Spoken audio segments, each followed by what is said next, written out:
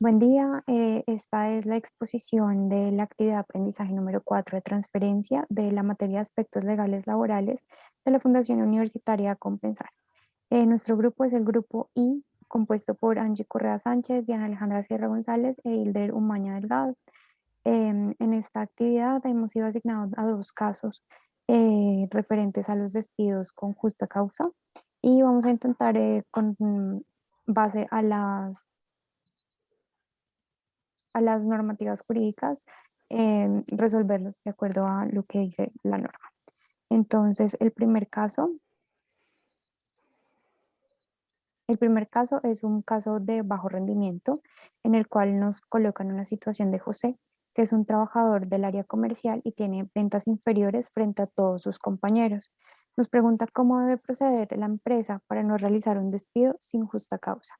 Entonces, en este caso aplicaría el artículo número 62 del Código Sustantivo de Trabajo, que ahora sobre la terminación del contrato por justa causa. En el numeral 9 habla sobre el deficiente rendimiento en el trabajo en relación con la capacidad del trabajador y con el rendimiento promedio en las labores análogas cuando no se corrija en un plazo razonable a pesar del requerimiento del empleador. En este caso, lo que tendríamos que analizar es que em, tiene que haber un rendimiento promedio, es decir, que el empleador tiene que tener alguna forma de medir el rendimiento promedio, tanto individual como grupal del área correspondiente, y que tiene que existir un plazo razonable en el cual el empleado pueda mejorar las condiciones y ajustarse pues a lo que requiere el empleador como tal. Bueno, el debido proceso de la empresa nos lo dicta el decreto 1072 del 2015, donde encontramos que tenemos como tres pasos para poder pues evaluar este bajo rendimiento en el empleado. El primero es requerir al trabajador 2 veces, cuanto menos por escrito, mediando entre uno y otro un requerimiento de un lapso no inferior a 8 días.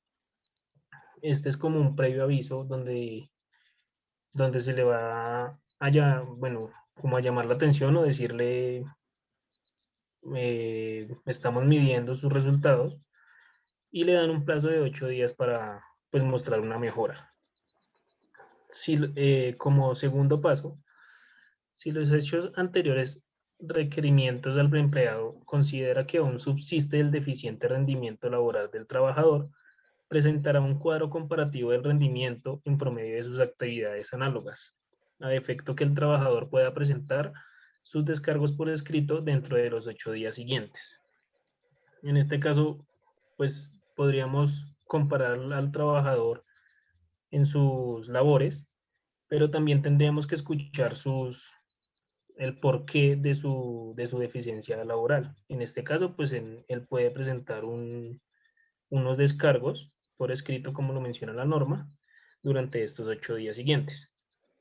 Y en caso, como tercer paso, y en caso de que el empleador no esté conforme con las razones que el empleador pues le brinda, él se lo haría saber también por escrito dentro de los 8 días siguientes al llamado de atención.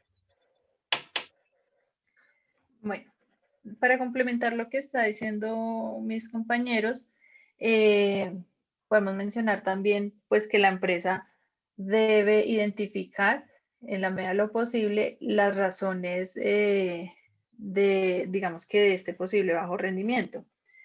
En primera medida, digamos que la empresa debe tener en cuenta si hubo una capacitación adecuada o en sí si hubo la capacitación. ¿Sí? Y que no sea este como el factor principal del bajo rendimiento. También, por ejemplo, puede identificar posibles causas propias del trabajador, como lo son problemas familiares, enfermedades, o por ejemplo también causas que tienen que ver un poco más con la empresa, como es sobrecarga laboral, entonces, bueno, se debe tener, como decía el compañero, por por ejemplo, cuadros comparativos de rendimiento promedio, o pueden ser matrices, o pueden ser curvas de aprendizaje, para poder identificar a partir de dónde está el bajo rendimiento.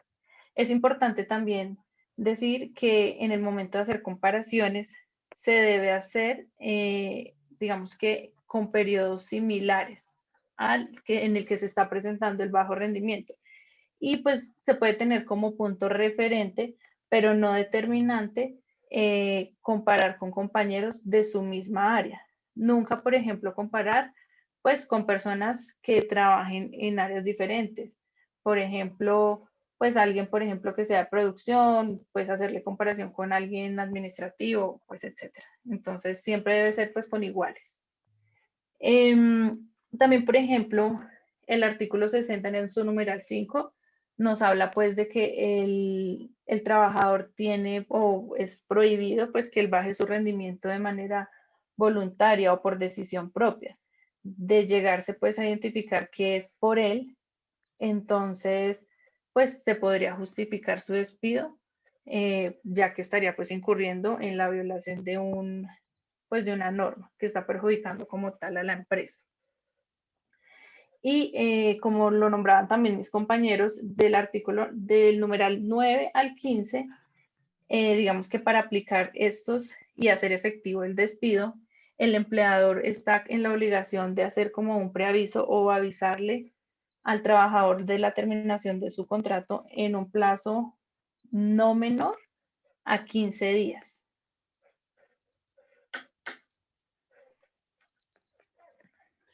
Bueno, como segundo caso, tenemos el caso de Laura, el cual habla de que tenemos a una mujer embarazada que trabaja en una empresa de llamadas efectivas.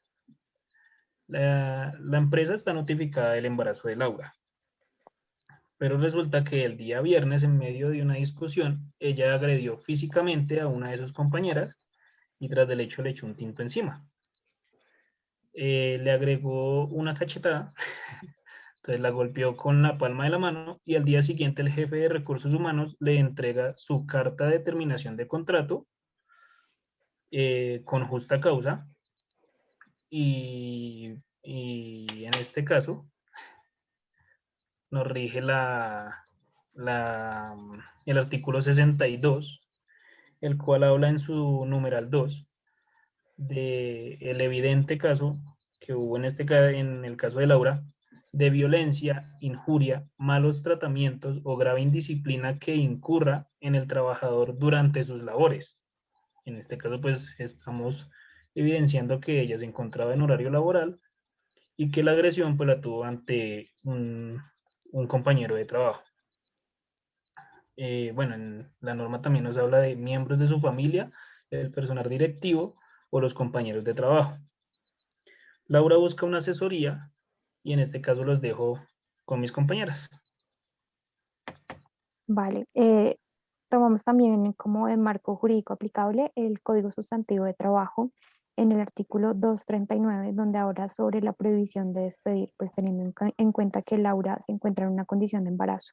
Entonces, le rigen unos decretos especiales que la protegen en cuanto al despido durante la gestación. Entonces, también, vale, ese artículo fue derogado por la ley 1822 de 2017 en el artículo 2, donde menciona que ninguna trabajadora podrá ser despedida por motivo de embarazo o lactancia sin la autorización previa del Ministerio de Trabajo que avale una justa causa. Carece de todo efecto de despido el despido de una trabajadora durante el embarazo o en los 3 meses posteriores al parto sin la correspondiente autorización previa del funcionario de trabajo competente, quien debe verificar si existe o no justa causa probada para el despido. Esto lo que significa es que la empresa está en la obligación de dirigirse al Ministerio de Trabajo y exponer el caso y allí algún funcionario se haría cargo de tomar el caso y revisarlo para determinar si efectivamente existe o no una justa causa y en ese caso, si existiera, dar la autorización para que el despido pueda ser aplicable. Efectivamente, pues como lo decían nuestros compañeros, en el caso de Laura, pues ella está en un estado que en este caso es el de estar embarazada y que digamos que la lleva a ser como, mejor dicho, la pone como en un estado de vulnerabilidad frente a las relaciones laborales, ¿sí?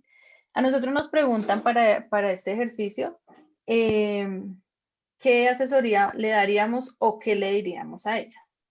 Pues en primer lugar, deberíamos indicarle pues que para que la empresa la despida con justa causa o su despido sea válido, ellos deben tener un permiso del Ministerio de Trabajo.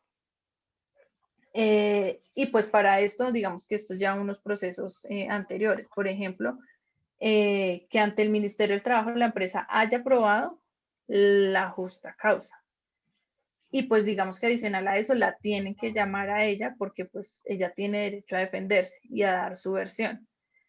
Como a nosotros nos dicen que esto fue de un día para otro, se presume que este paso se saltó. ¿Sí? Pues digamos que teniendo en cuenta que esto no se hace de un día para otro. Para este caso, entonces, pues ella tendría derecho a pedir una indemnización.